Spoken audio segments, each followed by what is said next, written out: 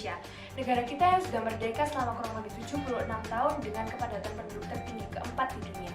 Semakin hari, jumlah lapangan kerja yang mampu menampung para pekerja semakin menyempit dan daya saing di antara masyarakat semakin memanas. Angka pengangguran dan kemiskinan semakin lama semakin tak wajar, sehingga banyak warga Indonesia yang memutuskan untuk mencari sesuap nasi di negeri jiran Malaysia.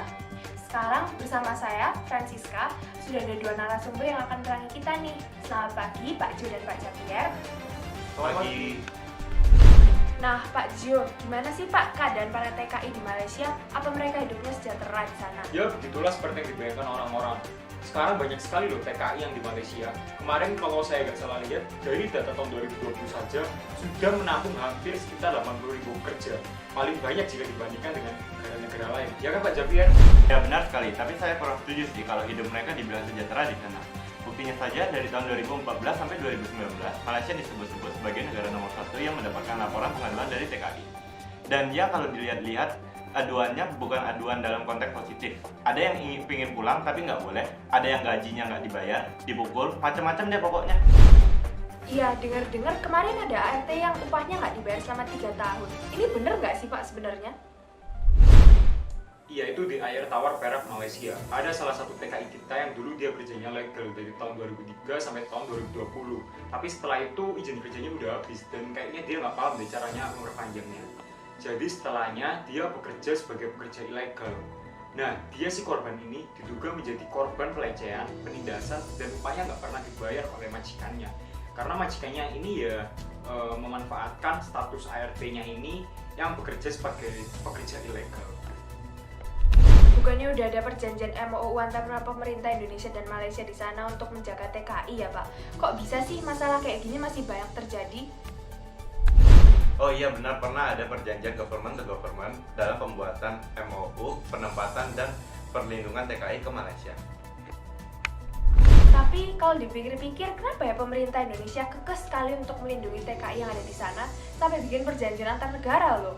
Padahal kan sejauh yang saya tahu, kebanyakan TKI Indonesia yang bekerja di sana ya bekerjanya secara ilegal. Oh iya dong, TKI kan disebut sebagai salah satu pahlawan devisa negara. Menurut data Bank Indonesia, remitansi TKI pada tahun 2019 mencapai angka 164 miliar rupiah. Walaupun terjadi penurunan pada tahun 2020, pahlawan devisa negara kita ini masih mampu menyumbangkan 135 miliar rupiah ke devisa negara. 6 bulan awal tahun lalu, tahun 2021, mereka sudah menyumbangkan sebanyak 65 miliar rupiah. Mungkin ini juga menjadi salah satu pendorong pemerintah Indonesia berusaha melindungi para TKI dengan menjalin kerjasama bilateral dengan negara Malaysia. Oh gitu ya? Kalau gitu saya punya satu pertanyaan terakhir nih Pak. Kita kan sudah tahu kalau misalnya kemerdekaan hidup TKI di negara orang itu merupakan cita-cita Indonesia setelah merdeka, yaitu untuk menjaga kehidupan segenap masyarakatnya. Nah, apakah ini salah satu upaya pemerintah Indonesia untuk mewujudkan cita-cita itu ya Pak?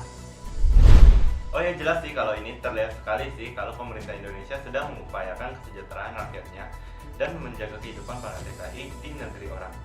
Indonesia sedang menjalankan strategi diplomasi dengan cara menyetujui MOU dan perjanjian-perjanjian lain yang berada di bawah BP2MI. Selain itu, pemerintah juga menyarankan dengan tegas kepada setiap penanggung jawab daerah untuk membangun sekurang-kurangnya satu LTSP atau lembaga satu terpadu satu pintu demi kesejahteraan TKI di tiap-tiap daerah.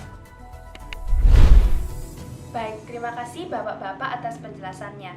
Nah, pemirsa, dari bincang-bincang singkat kita hari ini, kita bisa menyimpulkan kan kalau para TKI di Malaysia itu kurang mendapatkan hak-hak mereka semestinya, meskipun dengan adanya surat perjanjian MOU antara pemerintah Indonesia dan pemerintah Malaysia.